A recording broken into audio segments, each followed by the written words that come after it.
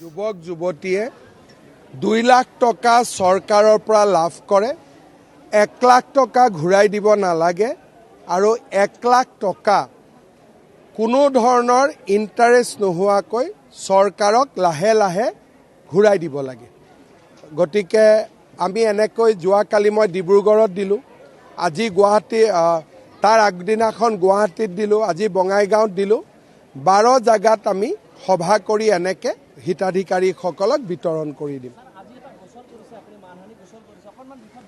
নহয়, কেইদিনমানৰ পৰা কংগ্ৰেছ দলৰ যিবিলাক নেতা তেওঁলোকে কৈ আছিলে যে মোৰ বোলে ক'ৰবাত বেনামী 12,000 বিঘা মাটি আছে। মই কোৰ্টত এটা কেছ দি দিছোঁ যাতে তেওঁলোকে লিষ্টখন কোৰ্টতে দিব পাৰে। তেওঁলোকক মই সহায় কৰি দিছোঁ যাতে তেওঁলোকে মোৰ সম্পত্তিৰ লিষ্টখন কোৰ্টত দিব পাৰে, আৰু যদি দিব নোৱাৰে মোক 500 কোটি টকা মোক দিব লাগিব। এইটোৱে হৈছে গোচৰ।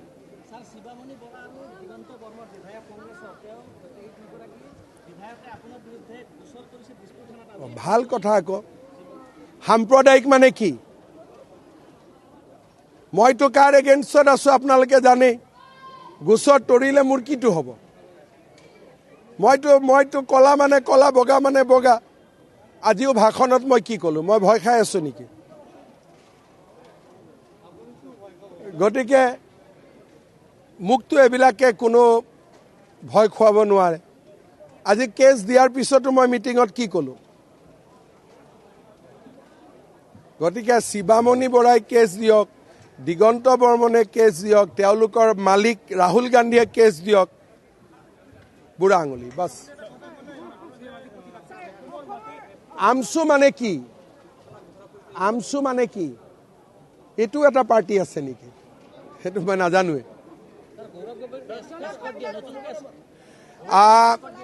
গুৱাহাটীৰ আৰক্ষীয়ে কালি এটা বিশেষ গোচৰ পাইছে য'ত কংগ্ৰেছৰ এটা ভিতৰৰ পৰাই কেছটো এটা ইনভেষ্টিগেশ্যন চলি আছে।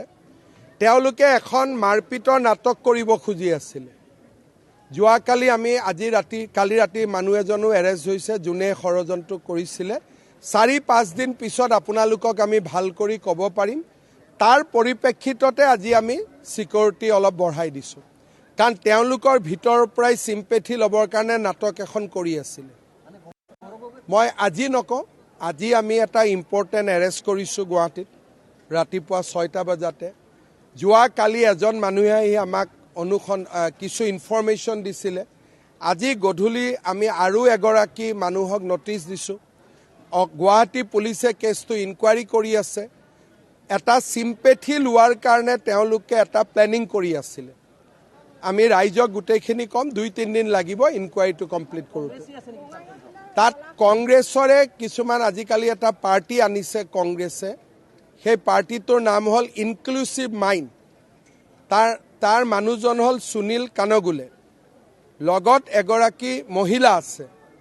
তেওঁলোকে প্লেনিং কৰে, কংগ্ৰেছে কৰে। গতিকে এই প্লেনিং কৰা মানুহবিলাকৰ মাজৰ পৰাই এজনে আহি কালি গুৱাহাটী পুলিচক এটা কেছ দিছিলে যে এনেকুৱা এটা ঘটনা তেওঁলোকে প্লেনিং কৰি আছে। অসমীয়া হিচাপে মই ছাপোৰ্ট কৰিব টান পাইছোঁ, গতিকে আপোনালোকক মই গোচৰটো দিলোঁ। এতিয়া কেছটোৰ ইনকুৱাৰী চলি আছে।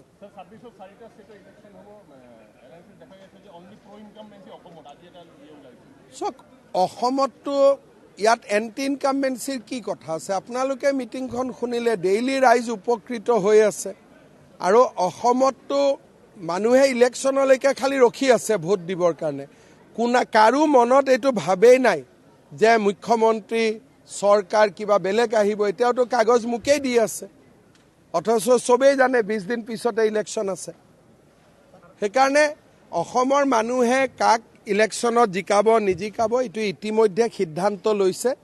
মই ইয়াত বহুত বেছি কমেণ্ট নিদিওঁ, ভালে ভালে দিনকেইটা পাৰ হৈ যাব।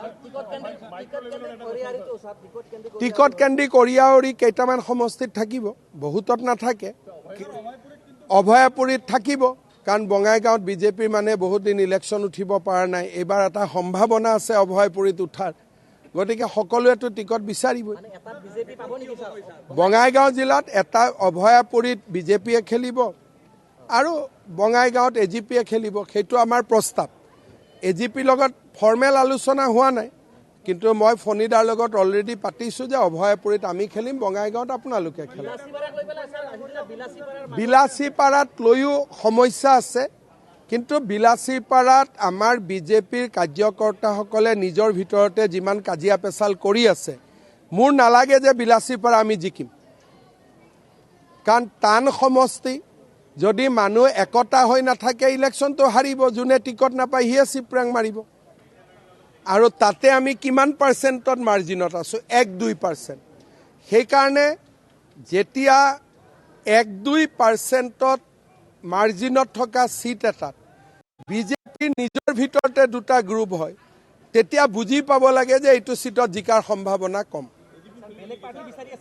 না মই ক'লো নহয় মই পুৰা খাটাং পলিটিক্স কৰোঁ মই এইটো জানো যে বিলাসীপাৰাত বিজেপিৰ মানুহখিনিয়ে সকলোৱে নহয় কিছুমান নেতাই এতিয়া পলিটিকেল সুইচাইডৰ কাৰণে কাম কৰি আছে যে যোন হাৰে হাৰক ই টিকট পাব নালাগে যোন জিকে জিকক ই টিকট পাব নালাগে তাৰ মানে কি যে তাৰ মানে আমি পলিটিকেলি সুইচাইড কৰিম আমাৰ সমষ্টিটো আৰু পিছুৱাই থাকক গতিকে এইটো বিলাসীপাৰাৰ দুৰ্ভাগ্য বুলি ক'ব লাগিব অভয়াপুৰীত কণ্ট্ৰল অভয়াপুৰীত যিয়ে নহওক আমি জিকিম কাৰণ অভয়াপুৰীত মাৰ্জিন 1-2% নহয় অভয়াপুৰীত মাৰ্জিন 30-40%ত গতিকে অভয়াপুৰীত টিকেট বিচাৰাটো চবৰ অধিকাৰ আছে কিন্তু আজিয়ে যদি মই কাবাক এনাউন্স কৰি দিওঁ বাকীবিলাকে মানি ল'ব অভয়াপুৰীত পৰিৱেশটো জাতি ধৰ্মলৈ হোৱা নাই বিলাসীপাৰাত খিলঞ্জীয়া খিলঞ্জীয়া বিলাসীপাৰাত পৰিৱেশটো বেলেগ ফালে লৈ গৈ আছে